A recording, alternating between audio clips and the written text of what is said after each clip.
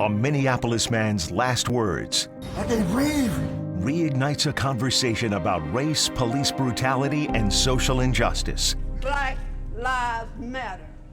George Floyd's life ended in 8 minutes and 46 seconds, pinned under the knee of a police officer.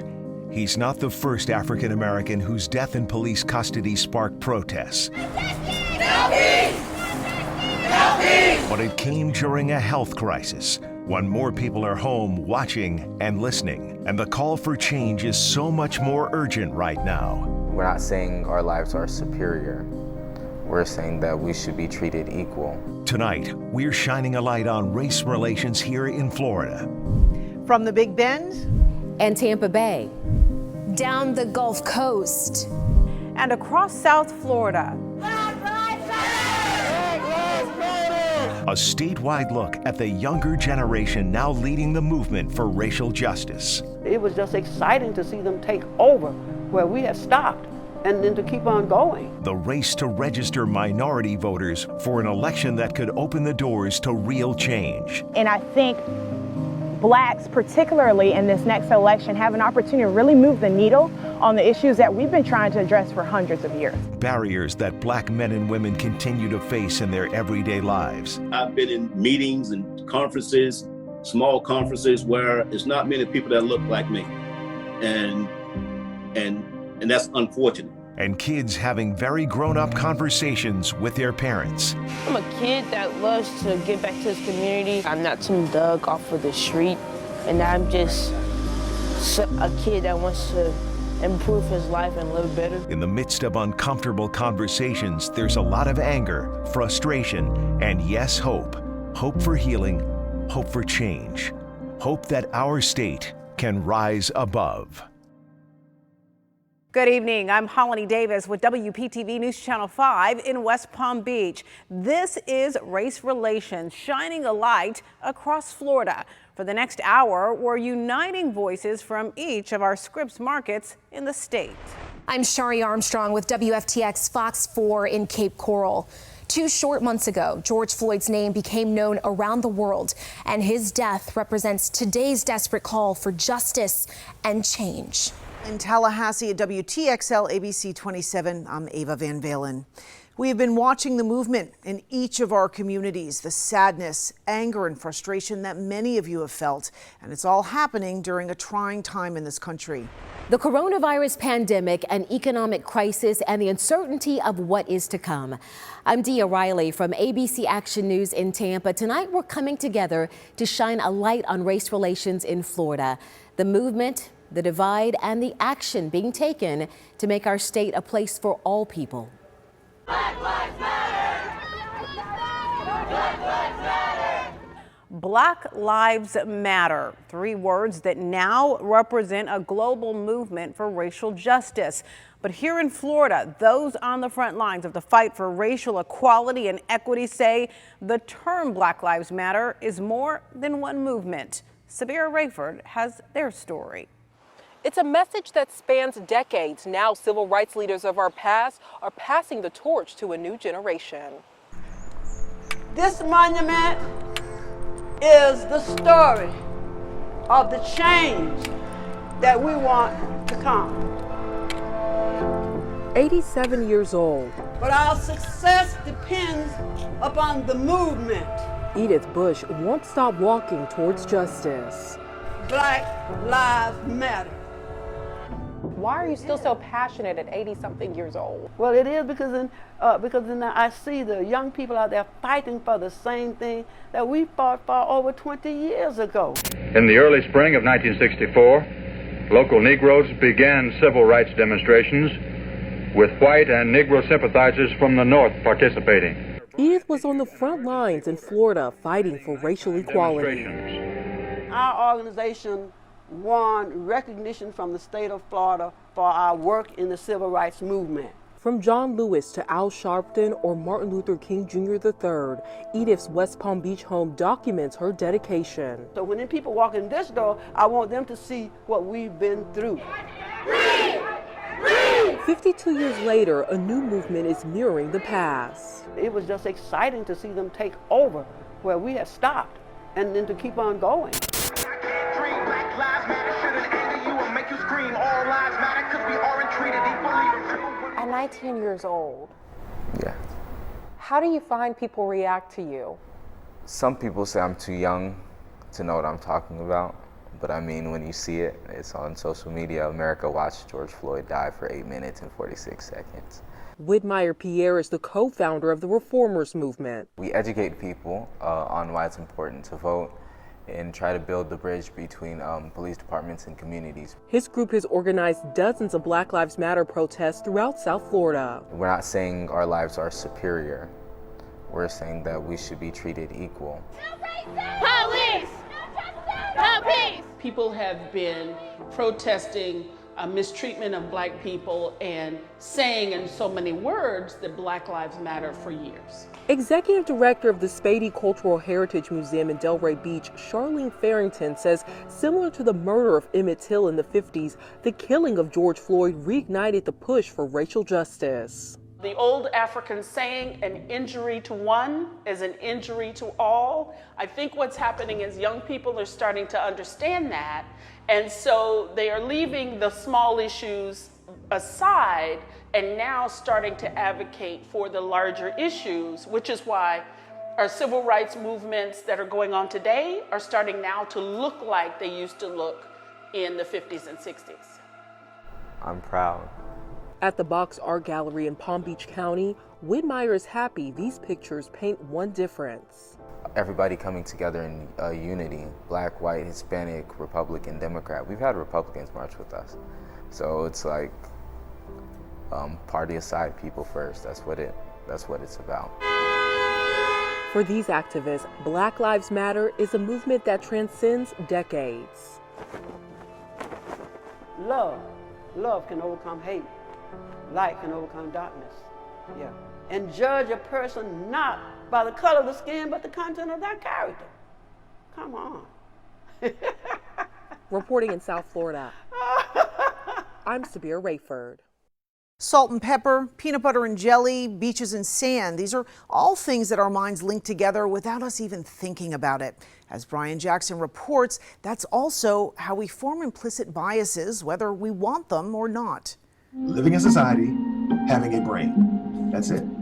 If you live in society and have a brain, you're going to have implicit bias. No peace! Today you will be challenged, okay, but in a good, loving way. Dr. Bryant T. Marks is a professor at Morehouse College and the founding director of the National Institute on Race and Equity. In its essence, implicit bias is a stereotype that is an association of a group with a trait that can affect how we think, feel, and behave at a subconscious level. But at the end of the day, as we live life, we're overexposed to certain groups and certain traits and certain groups in certain roles.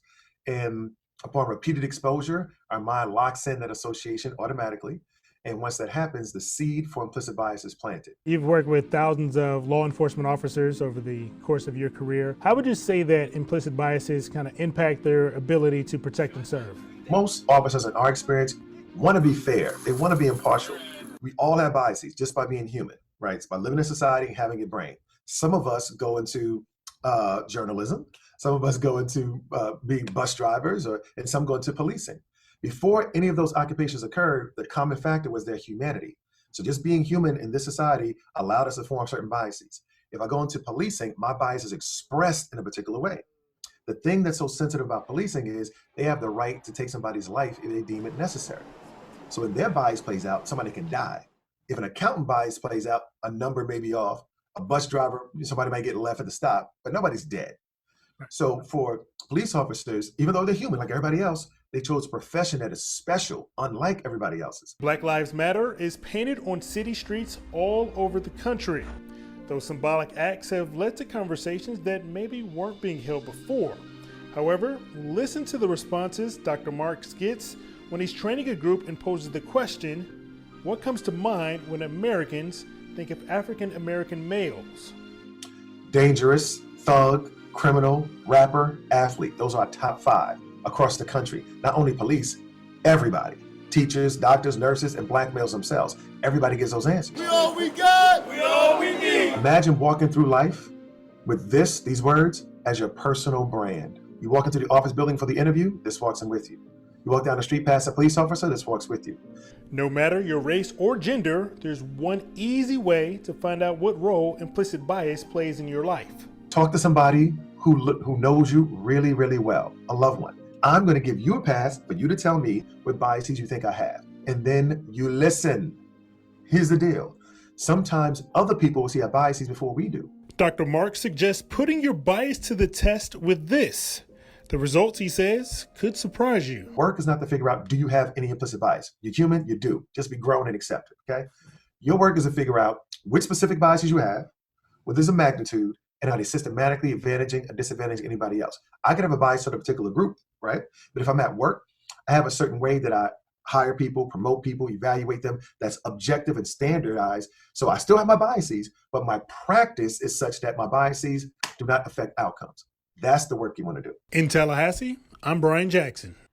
Still to come, racial injustice within Florida's prison system, how lawmakers on both sides of the aisle are working to correct the disparities, and a deeper look into the racial divide in our communities, as well as our police departments.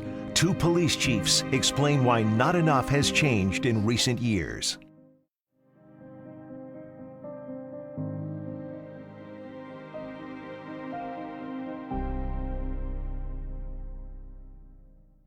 Racial disparity continues to plague Florida's prison system. In fact, it's gotten worse. We looked at the data and found Black inmates outnumber every other race, despite being a minority group in the state. The divide only widening in recent years, but those working to restore balance tell State Capitol reporter Forrest Saunders this may be the year to make it happen. His time behind bars was a learning opportunity. It was an experience that has really been, I would say it was my own educational journey. The lessons guiding former felon Greg James, now a Tallahassee pastor and advocate for inmate voting rights. Prison institution as a whole, it was a higher learning facility for me. It also taught him that the prison system has a great deal of racial injustice. If by chance we try to deny it, then we're walking in a state of total darkness, but you can blatantly see the fight that we're in. You've probably seen the national stats before. Blacks make up about 14% of the U.S. population, but about 33% of those incarcerated.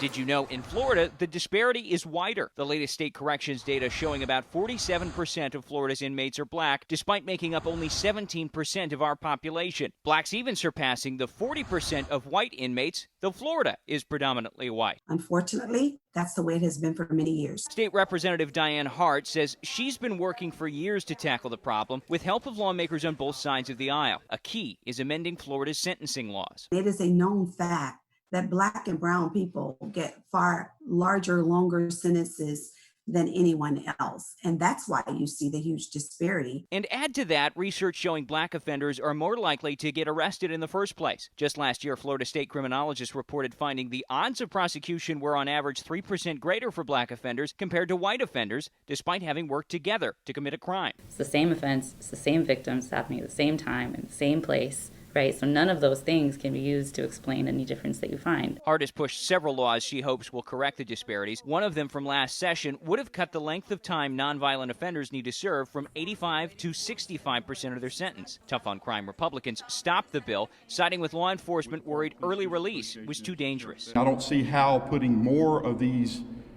repeat offenders back in our communities before they're reformed is going to make our communities safer. Undeterred, Hart says she'll try again next year, hopeful the climate has changed. Protests and rallies still filling streets across the nation, she says, are hard to ignore. Nobody can ignore it.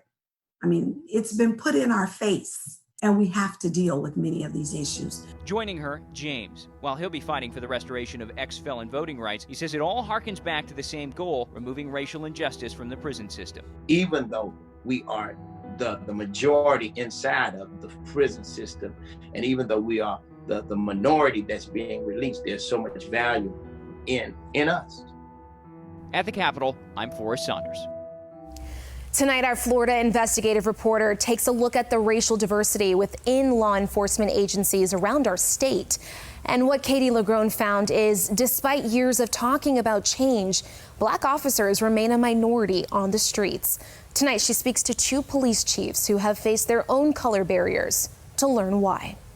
In the predominantly white and male world of law enforcement, years of battling for change is slowly starting to shift as leadership in law enforcement finally brings some color to the table.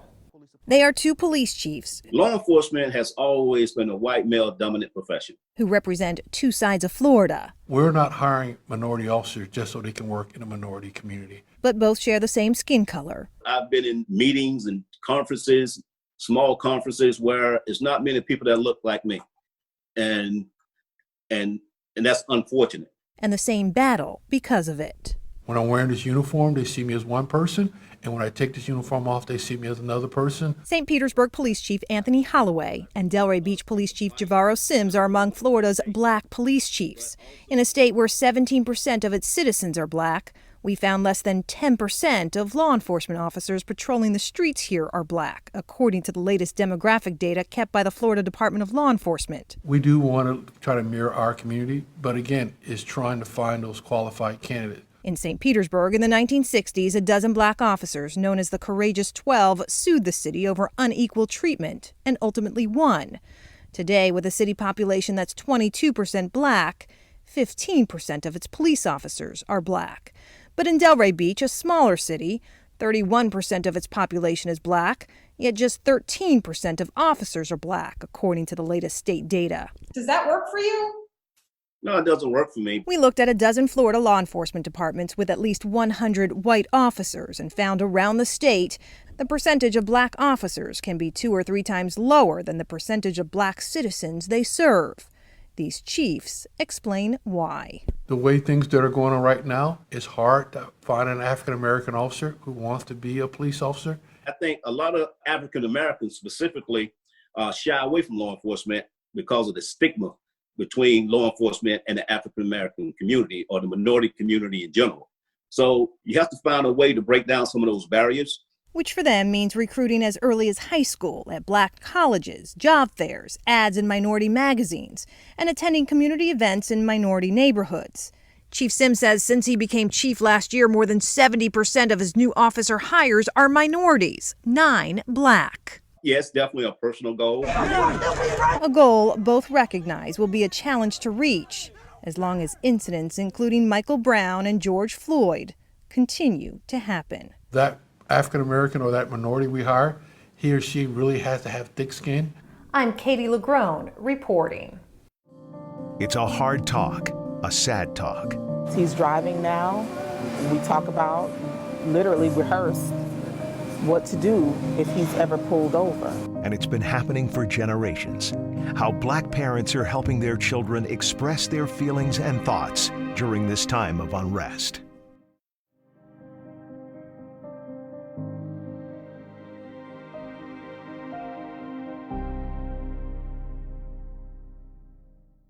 A generation of black children have been raised on videos of violence against those who look like them committed by police. Many parents now struggling with how to help them make sense of these traumatic images. Angela Green spoke with 2 moms who say now more than ever, it takes a village to help their young sons understand what they're seeing and how to cope with their emotions. I tell them every day that I'm very, very proud of you. I know you're going to do great things. 17-year-old Cameron is his mother's pride and joy. At first glance, many people think he's an adult. I don't see it myself. I don't think I look that old. Because he looks big and abrasive, they just see the threat. Karen Miller remembers one of her most difficult conversations with Cam about race and being a black boy. When I saw and read the descriptions of Tamir Rice, before I even saw a picture of him, he was described by the police as being, he looked like a man, and it just took me right to Cam. That was 6 years ago. At the time, Cam was about the same age as Tamir Rice, who was only 12 years old when he was shot and killed by police in Cleveland, Ohio. The officers were responding to a call about a man with a gun. Rice was at a playground, throwing snowballs and playing with a toy pellet gun. It was all captured on video. For Elena Newbold, those conversations started when her son was in the 4th grade. In 4th grade, in elementary school, there's a little bit of discrimination. And in that moment, like, I was like, okay, I have to start talking to him about race because he went to a primarily white school. So I had to start speaking to him about race and how people may not treat you right, but that doesn't mean that you get out of character. Now 13-year-old Gabe is in junior high school. His mom describes him as very outspoken. I'm a kid that loves to give back to his community. I'm not some thug off of the street, and I'm just a kid that wants to improve his life and live better. I actually encourage him to be vocal. Stand up for yourself, advocate for yourself is what I teach my kids. My fear is that people aren't going to understand his advocacy. People aren't going to understand how passionate he is about the things that he holds true or the things that he believes in. And as a result, he's going to be looked at as the angry person or the person that always has something to say. Both Karen and Elena's parenting skills have shifted with each incident. We have to be very real when we're talking to our kids and not sugarcoat what's going on. I try and be as honest as possible with my kids because if I'm not honest with them and they go out into this world, you know, I'm leaving them open to a number of things, a number of attacks or a number of failures that they can possibly be faced with because I wasn't honest with them home behind closed doors. He's driving now. We talk about, literally rehearse what to do if he's ever pulled over. I don't mind the cleanliness, but she can be a little rowdy. Being the only child, I'm all she got. Cam and Gabe are part of the Omega Lamplighters Youth Leadership Organization. Royal King founded the mentoring program back in 2008 through his fraternity, Omega Psi Phi. King says mentoring programs like his are needed now more than ever. It was just a reminder, a grim one, of the big task we have in mentoring our kids, but it's also a calling of pride. King says their meetings and conversations have helped the kids express their feelings during a time of unrest. We understand that as black men, we're sometimes taught to bury it, to not express your emotions and to not let people see you vulnerable or hurting from some stuff, and we do the opposite with them. With the Lamplighters, like, it's more than one person like putting in their input, telling a story about what happened when they were younger. Usually through the calls with the Lamplighters, we were able to express ourselves in a private environment where we can trust everybody around us, trust them, hear them out, and talk to them about it. But as King explains, the mentors have had to change their approach to helping the boys understand what they're seeing play out all across the country. We've really been taking a stronger approach of bringing in more people who don't look like them to not only help our kids so that they're not only comfortable with us, but teaching them how they can be comfortable and still themselves with other people and other men who don't look like them. And while those conversations continue to help guide these ambitious young men, King and these two parents encourage other adults, no matter what your race is, to get involved in communities outside of your own. Find out why some of the issues are happening in some of these lower income communities that are minority populated, and figure out how you could help be a part of the solution. On the other side of fear is greatness. So step out of that fear and step into greatness. You never know the impact that you can have or that your story, your upbringing can have on the life of a child that's, you know, looking at you. In Tallahassee, I'm Angela Green. With the pandemic, King tells us they've had to shift to online video meetings and phone calls to connect with the boys. He adds one of the biggest obstacles his organization faces is finding men willing to become mentors. If you are interested in volunteering with the Omega Lamplighters, or if your son is interested in joining, there are 25 chapters across the country. In our next half hour, turning tides in 2020. The African American vote holds a lot of weight this year. The push to empower minority voters this election cycle. We've watched it happen across the country. Confederate monuments removed. The history of those symbols in Florida's past and present.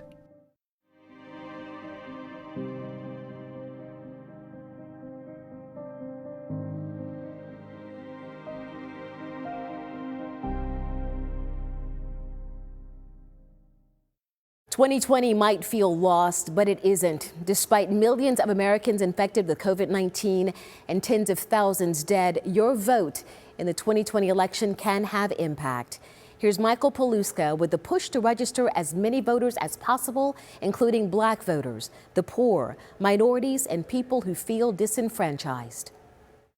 Many Floridians tell us they already feel disenfranchised, especially Blacks and minority groups. And with the pandemic and everyone feeling unsure about the future, a lot of groups are pushing people to get out, register to vote, and change their lives in the November election.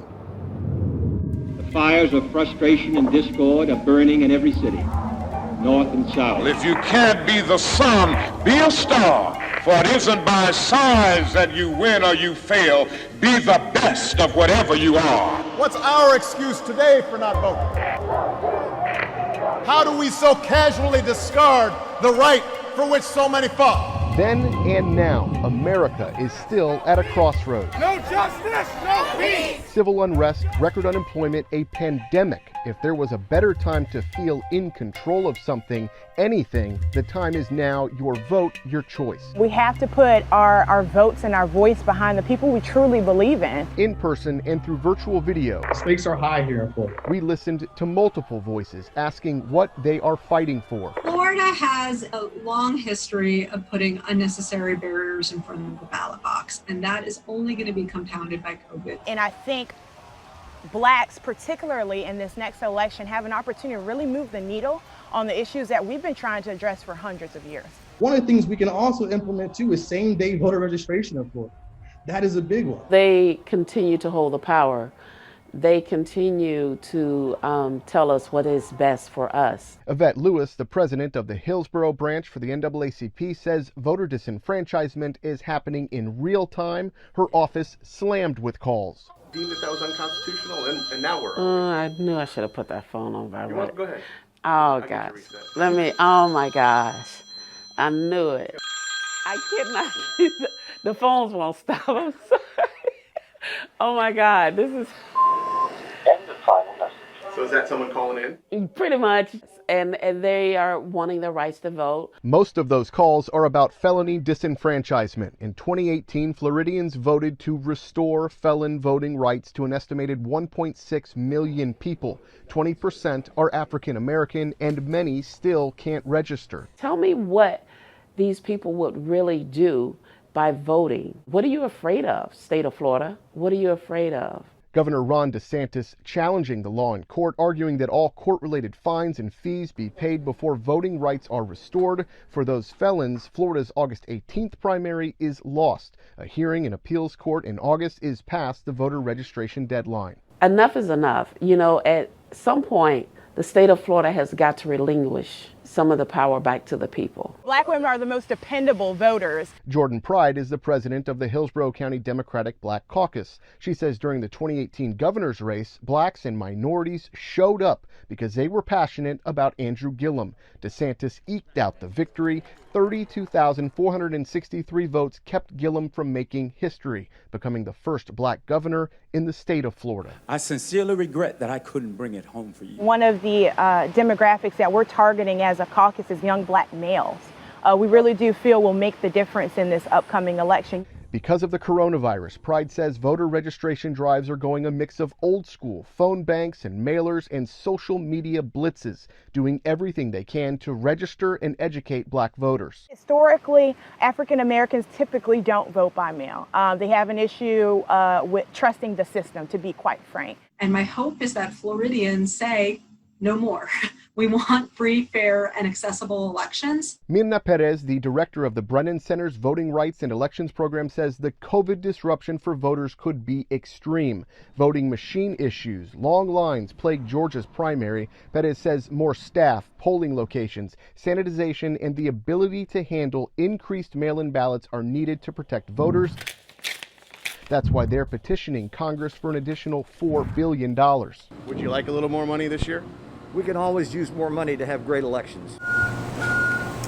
We were there as Hillsborough County sent out nearly 290,000 mail-in ballots, the most ever. Supervisor of Elections Craig Latimer preparing for COVID with plexiglass and pens. The county also urging people to vote by mail. Vote by mail is actually the first votes that we release on election night. Vote by mail and early vote. We begin processing these. Every single one of them that's accepted is going to be counted and tabulated. There shouldn't be any worry about it at all.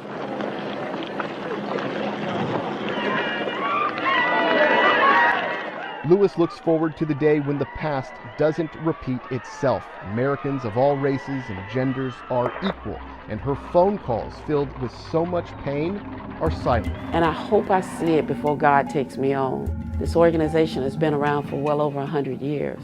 Some of the people that's in power should say, why is this organization still around? We're here because of systemic racism, social injustice, because people's civil rights continue to be violated every day. In Tampa, I'm Michael Paluska. Just last week, voting rights groups and the state reached a settlement in a legal battle over Florida's vote-by-mail procedures. Civil rights and voting advocates announced the state agreed to revise its voting process to allow minorities, disabled, and low-income Floridians better access to casting their ballots amid the pandemic. That includes expanding the vote-by-mail deadline and requiring the state to educate all 67 election supervisors on vote-by-mail options, early voting, and voting registration. The groups also say they will continue to fight for disenfranchised voters to ensure their votes are counted and also enforce the settlement if needed. Since the death of George Floyd, the Southern Poverty Law Center says 40 Confederate monuments have either been removed, relocated, or renamed in this country. John Shainman takes a look at Florida's monuments and symbols that are now back in the spotlight. From a cemetery hilltop in Fort Pierce, you can find a handful of Confederate flags at the grave sites of those who fought for the Confederacy. They sit undisturbed. But in Fort Myers, a Robert E. Lee bust was vandalized. In Baker County, lawyers are demanding a courthouse mural with 3 hooded Klansmen be removed. And in St. Augustine, the Civil War sparks fierce debate. If we destroy that history, it's going to be replaced with violence and anger because people are going to forget where they came from. The city of St. Augustine recently voted to relocate the state's oldest Civil War monument. Descendants of those represented on the obelisk suing the city, saying it cannot be safely moved. Here in the Palm Beaches and Florida's Treasure Coast, there aren't the Confederate memorials that you see in other parts of the state. However, there is a symbol that flies above that also has at times been the source of controversy. We are the first flag in North America. Dr. James Clark, an author and history professor at the University of Central Florida, says back in the early 1500s, the Spanish flag was first raised over one of her territories. It had a simple red cross on it. Back in the Union after the Civil War, later versions of the state flag included the phrase, "Let us alone," and a simple white flag with the state seal. Then in 1900, voters decided to add the red X. Some people believe that the big X is borrowed from the Confederate flag, which of course Florida was a part of. Others believe it comes from our Spanish heritage of 300 years. So you don't see any controversy with the flag, and it wasn't designed to create controversy. The motivating factor, I believe, was not to honor the Confederacy, but to make it look like not a flag of surrender. While Mississippi just voted for a new state flag, Clark doesn't see the appetite for it here, even though a rewrite of the state's constitution in the 1960s allows for it. And now the legislature can change it. They can do anything they want to it. It's up to the legislature if they want to change the flag of Florida. Do you miss the legislature at all? Former State Representative Larry Lee said growing up, he didn't think about the flag's imagery. Until I went to Tallahassee, I never paid much attention to the cross. Lee said there was very little discussion during his time in office about the flag. What did gain his attention was an effort not to remove monuments of the past, but to add one. We will see a slavery memorial on the grounds of the Capitol. Approved in 2018, Lee's last year in Tallahassee, $400,000 in funding was approved toward the construction of the slavery memorial this past session. We felt it was only the right thing to do that. We recognize those people that helped build this state, build that Capitol, and recognize them. As for his take on the renewed attention to Florida's sometimes checkered past, pray for the day that we will truly live up to the true meaning of our Constitution, and that is we are one nation under God. I'm John Shainman. A fair shot at the American dream. It's kind of like when you're trying to date someone who rejects you. Do you go back again when you know what they said the first time is what they meant? But we found Florida's black business owners are having trouble getting the help they need. And two people who are inspiring the need for change within a system. Bankers and lenders are the gatekeepers for wealth and a shot at the American dream. But as Jasmine Stiles found, some black business owners are having trouble gaining access. People question our sanity when we say we're going to open up a restaurant in this area. Life is a numbers game for Elihu and Carolyn Brayboy. Married for 41 years, business partners for a little more than 7, born and bred in the Deuces, 1 successful restaurant, and 0 loans. We applied for a $5,000 line of credit with Bank of America in 2014, and they denied the application. But even without the help, Chief's Creole Cafe became a success. But like other restaurants, was hit hard by the pandemic. We find that obtaining financing is very difficult. But they decided to try again in June. The couple spent hours filling out the application for the Federal Paycheck Protection Program loan. Less than 10 minutes, they sent us a response. Ineligible. You had to be both a depositor and have a loan. And we did not have a loan. A recent study shows federal small business loans to black businesses was on the rise between 2006 and 2008. But then, during the Great Recession, dropped from 8 to 3%. We know we have an unfair financial marketplace. We know that lending discrimination still exists. We know that access to credit is not equal. Ashley Harrington works with the Center for Responsible Lending, a nonprofit aimed at leveling the financial playing field. We saw the stories of major companies like Shake Shack and Kanye West's Yeezy line getting millions in paycheck protection loans. Harrington believes the money banks get to facilitate those big loans makes lending to small businesses less favorable. That also limited the incentives of banks to work with the really small businesses, the businesses owned by people of color, because they're making a lot less money to do the same amount of work. After calls for transparency, the U.S. Small Business Administration recently put out the list on who was receiving paycheck protection loans. We looked at the breakdown on race and found hundreds of thousands of Florida businesses receiving these loans categorized as unanswered. It was never a goal of theirs to actually collect, track, and release this data. Harrington says the biggest obstacle black businesses face is going through a lender. A recent Federal Reserve report found 27% of black-owned businesses did not even apply for loans because they feared they'd be turned down. It's kind of like when you're trying to date someone who rejects you. Do you go back again when you know what they said the first time is what they meant? The Brayboys say race has definitely been a factor as of late, but in a good way. When word spread about them getting denied the paycheck protection loan, Elihu says the Black Lives Matter movement and the heightened awareness to support black businesses got an ally to step up. A restaurateur in Tampa called us up and asked us what could he do to help. He really connected us with a smaller bank. We did the same 3-hour application, the prep work for it, applied and was approved. The difference was the attitude of the bank. In the end, it worked out, and Chief's Creole Cafe was given a fighting chance. But Elihu says the financial marketplace needs to be more accessible to everyone. There's no way you can do the growth of equality and equity without access to capital. In St. Petersburg, I'm Jasmine Stiles. As we look at what change could look like in our country, we'd also like to acknowledge the many people already hard at work. People like Gwinnetta Gittins, an educator who says she witnessed and was a victim of unfair treatment as a local teacher. She says she knew the only way to change that was to climb the ranks. So she did, and she made history along the way. Gwinnetta Gittins, a businesswoman turned teacher for over 13 years, says what came next wasn't exactly part of the plan.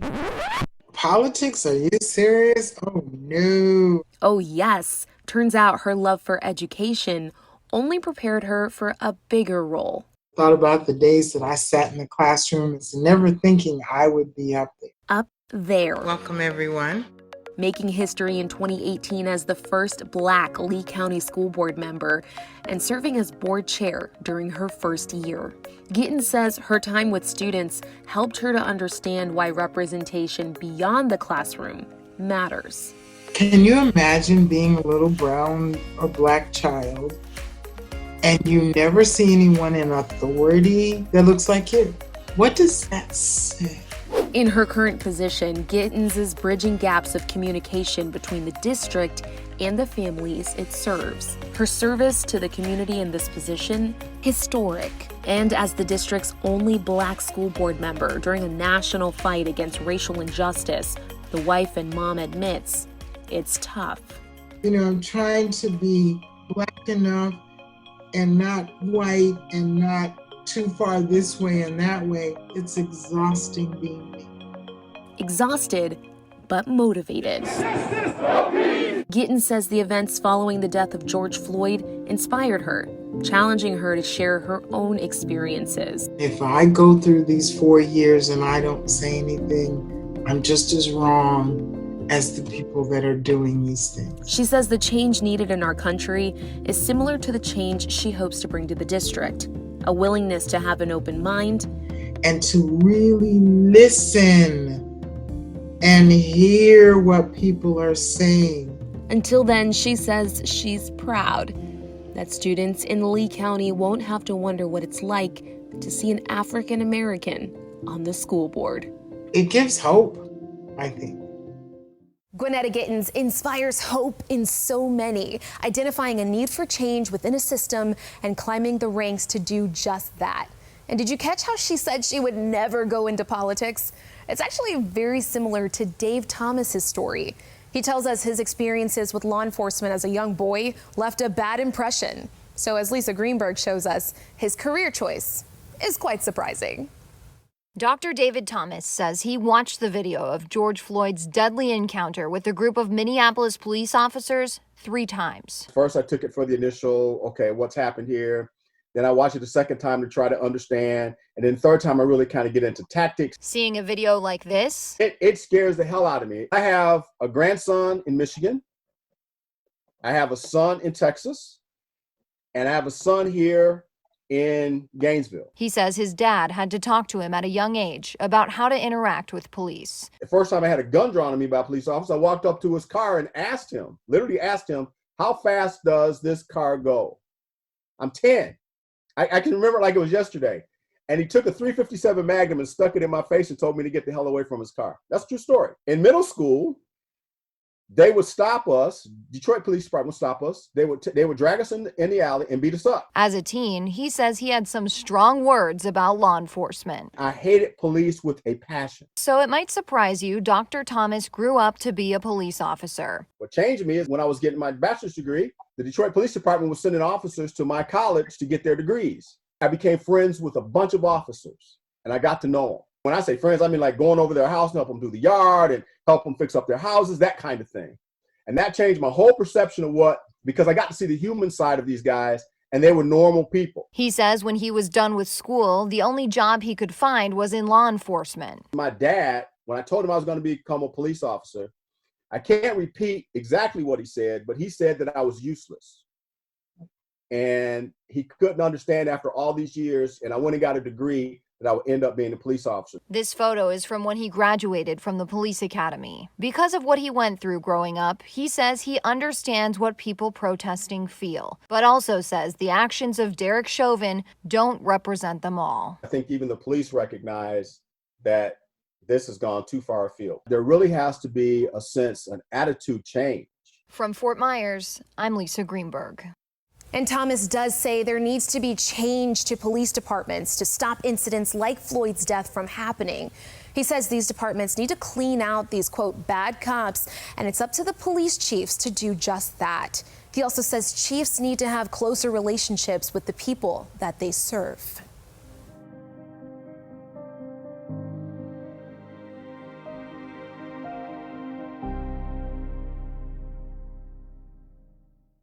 I have a dream.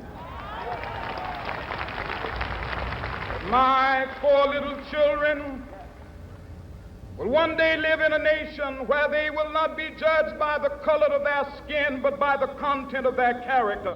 Nearly 57 years ago, Martin Luther King Jr. delivered his I Have a Dream speech on the steps of the Lincoln Memorial, calling for civil and economic rights and an end to racism in this country. More than 250,000 of his supporters joined him then on August 28, 1963. The fight for equality and change continues to this day. Black men and women are still facing systemic obstacles, but through a new generation of activists and the very real and raw conversations people are having across our country, there is hope for progress. At Scripps, we're committed to you and the communities we serve. As our company motto says, give light and the people will find their own way. We know today's unrest cannot be solved in an hour, but you must always start somewhere for real change to happen. And 2020 could be that pivotal turning point for concrete solutions. There's hope that one day Martin Luther King Jr.'s dream really will come true. We thank you for joining us. Stay safe, stay well. Good night. They're speaking from their experiences, speaking from their pain. I'm talking for every mother who has lost a son, not mine.